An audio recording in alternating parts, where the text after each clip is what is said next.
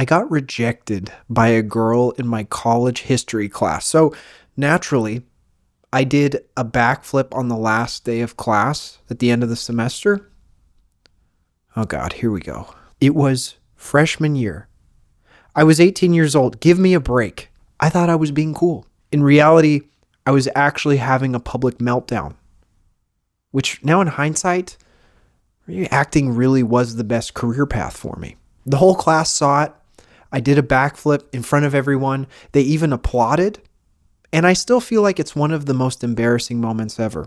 First off, I got to set up what was going on here. I was taking a history class in lieu of a math class because issues with math. That's a whole separate video, really heavy topic. Like I said, I was a freshman, so I was just getting used to meeting people, starting that college dating journey.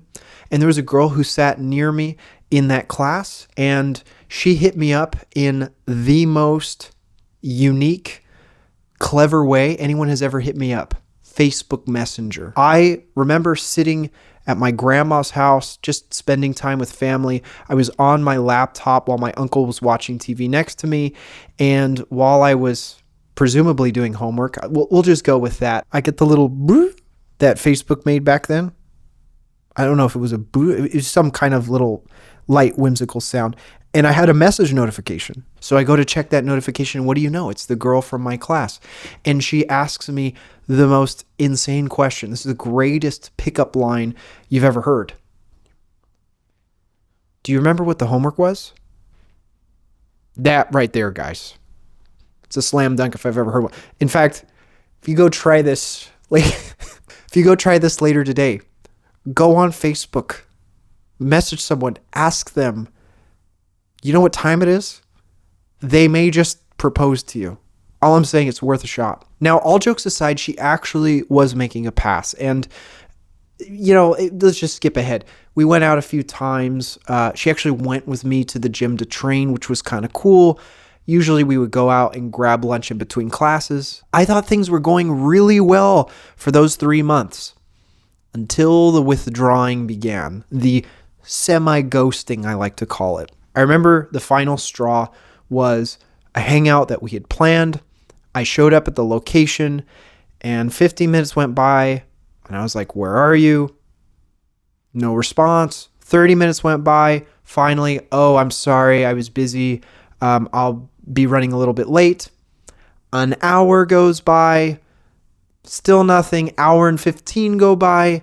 Hey, I'm actually not going to make it. That is where the anxiety was really peaking. The ghosting is kind of the hors d'oeuvre, the starter, and then the not showing up to scheduled plans is where things really kind of get ramped up. But the best part of all this is I don't even blame her, okay? Because I saw the guy that she ended up going out with, and this dude's like Clark Kent. He was I would fight and die for that guy. If he were the king, okay, back to being serious. It was super painful, all right? To go out with someone, to build a connection, build rapport, and for them to basically just replace you with someone else, it hits you straight in the gut. And in her defense, looking back, we're in our teens, it's really difficult to have a straightforward and direct conversation about something like that because she knew how painful that was going to be for me.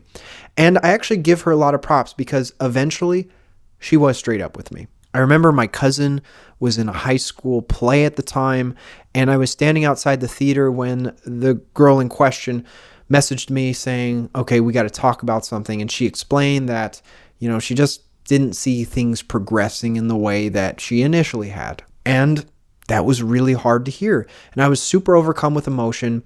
And at that particular time, I was actually practicing learning a side flip. Like literal side flip. I'm not going to do it in here. But I didn't quite have the move down. I was just, getting closer and closer. But because I was so angry, I just didn't care. I started throwing the move outside on the grass. It was one of those like dewy nights where the grass was super wet. So I just kept throwing the move and then I sprained my ankle. But I didn't care because the pain I was feeling in my ankle was less than the emotional pain that I was experiencing. And in some ways, physical discomfort is easier to understand. Like the cause is easier to accept than the things we go through emotionally. So, you and I who've been through this, I can totally relate. It's hard, man. And, of course, your mind starts going. You get angrier thinking about it, kind of piecing together how everything played out. I was imagining that she had known this guy for a while. I had been a second option the entire time because she knew him from the dorms, and I'm sure they did activities together, and she knew me from class. So I just got worked up. I worked myself up. But you know what? I don't blame her for going out with me first because she was probably afraid that he wasn't even going to reciprocate. I mean, I imagine that guy was so busy saving Metropolis or passing some insanely difficult engineering class. But the awkward part was I still had to see her because she was in my history class. She sat close to me, and it made the last few days of that class a little awkward. I was hurt, embarrassed, ashamed, resentful. I didn't know how to process it other than by directing it outward like it was her fault. So then we get to the end of the semester. We have a final debate at the end of this history class.